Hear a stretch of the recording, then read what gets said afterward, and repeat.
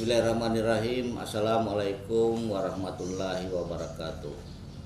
Bapak Ibu sekalian, masyarakat Buol yang saya hormati, baiklah pada kesempatan ini saya Kepala Bapeda Kabupaten Buol Ibrahim Rashid akan menjelaskan progres pembangunan periode 5 tahun sampai dengan 10 tahun terakhir ini untuk sektor-sektor yang terkait dengan kesejahteraan masyarakat. Kemudian yang kedua, infrastruktur, karena kedua sektor ini yang sangat menentukan keberhasilan pembangunan. Bapak Ibu yang saya hormati, dapat saya jelaskan selama periode 2012 sampai dengan 2022 ini pemerintah Kabupaten Buol telah berhasil menangani yang pertama jalan. Dari jalan ini, data yang ada pada Bapeda hasil evaluasi telah melakukan pembangunan jalan sepanjang 143,21 km. Kemudian untuk peningkatan jalan telah dicapai 237,52 km. Sedangkan untuk pemeliharaan jalan yang menjadi kewenangan kabupaten itu telah ditangani kurang lebih 210,79 km. Jadi total jalan yang tertangani selama periode 10 tahun terakhir ini sekitar 591,57 km. Nah, ini yang dapat ditangani selama periode 10 tahun terakhir Kabupaten Buol.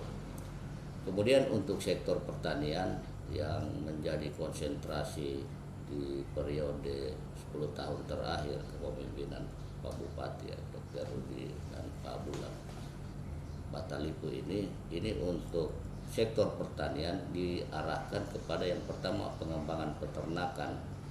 Nah, jadi peternakan kita ini khusus untuk jumlah sapi ini sebelumnya 2012 populasi ternak kita hanya kurang lebih 13.900. Nah, tetapi sampai dengan 2022 ini kami evaluasi dari program yang ditetapkan atau yang punya tagline One Man One Cow ini populasi di Buol, populasi sapi sudah mencapai 33.052 ekor. Jadi kenaikannya kalau dibanding tahun 2012 ini cukup signifikan, naik kurang lebih 20.000 ekor sapi populasi. Ini karena dampak adanya program yang saya sebutkan tadi. Nah, kemudian untuk komoditas yang sangat strategis yaitu padi. Padi kan kami ukur dengan beras.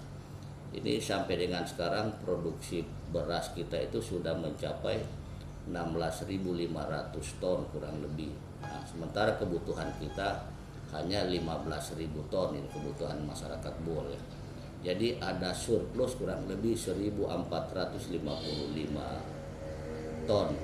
Nah, perlu saya sampaikan sebelumnya ini di bawah tahun 2012 ini Kabupaten Buol mengalami defisit beras sekitar 6.000 sampai 7.000 ton.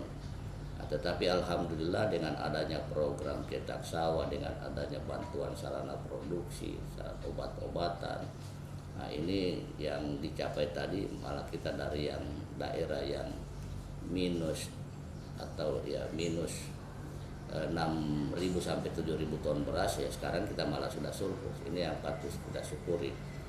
Nah, kemudian untuk jagung, ini jagung naiknya sangat signifikan.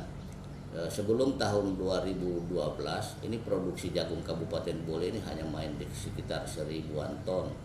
Nah, sekarang sampai dengan 2022 ini periode tengah tahun ini sudah mencapai 125.000 ton. Jadi kenaikannya sangat luar biasa dan ini sangat berdampak terhadap perbaikan ekonomi petani khususnya. Jadi dengan harga sekarang kurang lebih 4.000 sampai 5.000 itu petani sangat banyak yang meningkat kesejahteraannya. Nah, kemudian di sektor perikanan ini evaluasi kami selama periode 2012 sampai 22 sekarang ini, pemerintah daerah sudah berhasil mencetak tambak kurang lebih 700 hektar.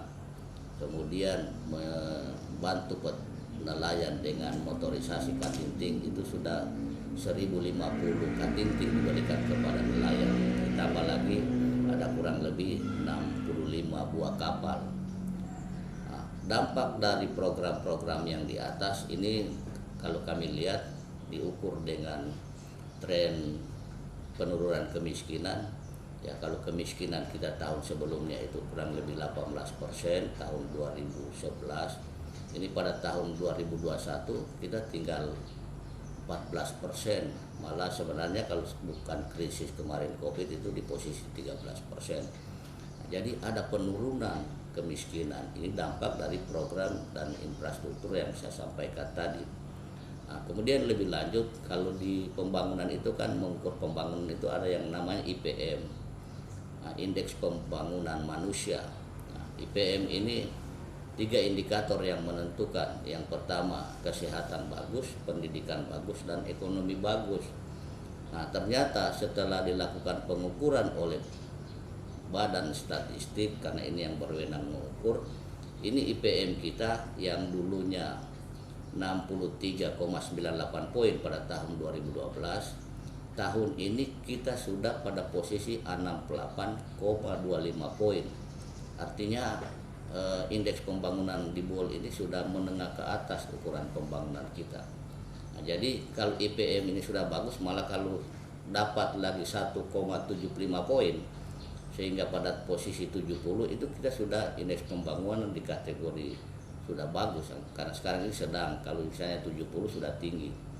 Ya, perlu juga kami tambahkan informasi kepada masyarakat bahwa Kabupaten Bohol ini yang dulunya masuk kategori kabupaten tertinggal, sekarang ini sudah tidak masuk lagi kabupaten tertinggal, atau dengan istilah sudah entas dari kabupaten tertinggal. Nah, ini juga salah satu ukuran pembangunan yang dulu kita kabupaten tertinggal, sekarang tidak tertinggal.